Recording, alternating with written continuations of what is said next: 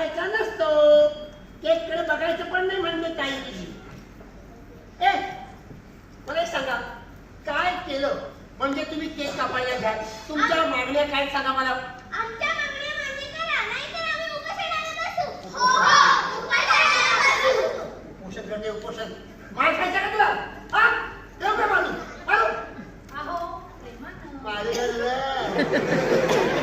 सगळं प्रेम काय खालीचं दाखवू नाही ना, चोवीसचं बस मारू तुला.